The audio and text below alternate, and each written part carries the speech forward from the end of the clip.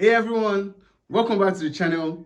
In this video, I want to talk about Mission Impossible Dead Reckoning Part 1. This movie follows Tom Cruise and his team as they try to save the world like they usually do.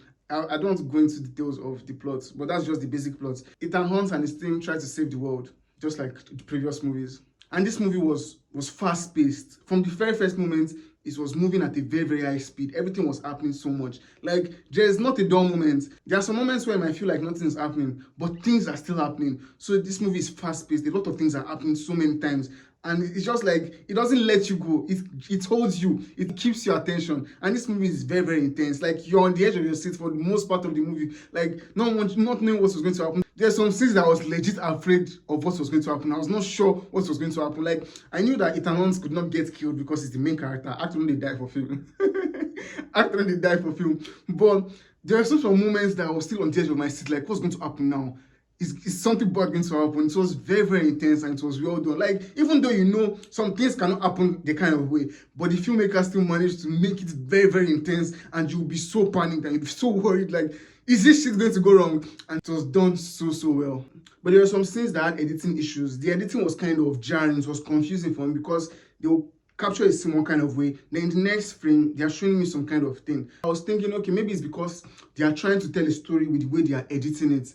But the story that I was expecting they were going to tell with the editing, it didn't really happen. So I was like, this thing is just confusing for confusing's sake. It was confusing a lot of times because I was seeing some kind of shots that was not making me aware of what was happening or where the scenes were taking place. It was confusing for me, and I did not see any payoff for why it was happening like that. Maybe there will be a payoff in the second movie, but for the first movie, all those editing issues, I thought the editing issues were there for the story, but it did not add anything to the story in this first movie. Maybe in the second movie it will have something, but so far it did not add anything. So it was like the editing was very confusing to me in some scenes that were important. Let's say this is the shot. A character is in this part of the shot. In the next scene, in the next frame, the character is in this part of the shot, and I'm like, wait, why?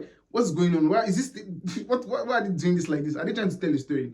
But it did not really amount to anything, so it felt very confusing to me. Hopefully in the next movie there will be a reason, or there will be some reason why the editing had that kind of issues, because me, I felt like editing stuffs like that, there has to be a reason. Maybe it's adding to the story, but so far it hasn't done anything. And sometimes the dialogue in this film were kind of predictable. There's so many times that the characters will be saying something and I'll just complete their sentence for them, or I'll say what the other character is going to say, because like it was very predictable and it was not the best dialogue. I wish when I was trying to predict what the characters were saying, you should say a completely different thing that would blow my mind. I would have appreciated that more, but the dialogue was kind of predictable for me.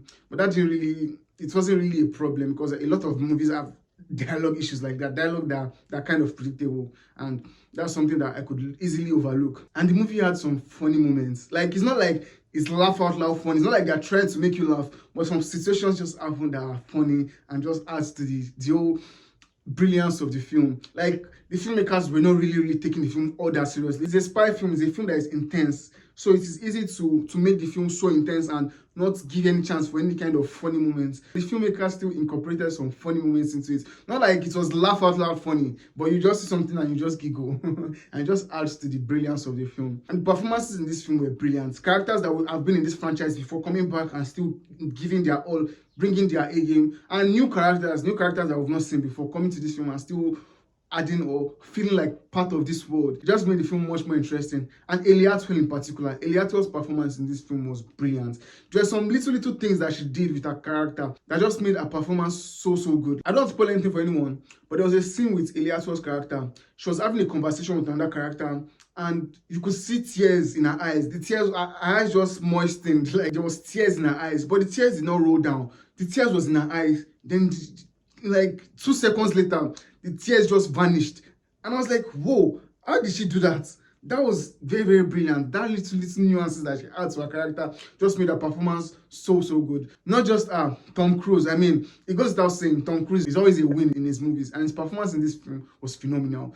Like, you will not even know that this guy is almost, I don't know how old he is, but I'm sure he's over 50. You will never ever know that this man is above 50 with the way he carries himself and he plays his role to perfection. Tom Cruise is honestly the gift that keeps on giving, because his performances in his films are always top notch. And because of how passionate he is in his films, it makes other actors that come together just bring that same passion to the film and just makes all their performances so good. And the action sequences in this movie were fun, exciting, and intense. The intensity in this film, man, I was on the edge of my seat so many times because of how intense this film is. The action sequences were brilliant. Like, a lot of things worked very well with this film, but some things also did not work very well. Like the editing that I said and the predictable dialogue. Those were my two main issues with the film. But apart from that, this film was very enjoyable. It was a fun time. It was an intense time. It was exciting, man. I enjoyed this movie so much. Even though I had those little issues, I really enjoyed this film. So have you guys seen Mission Impossible Dead Reckoning? What do you think about it? Comment below and let me know. Is this your first time on my channel? Please subscribe to my channel for more contents like this. Thank you for watching. See you in the next video. Cheers.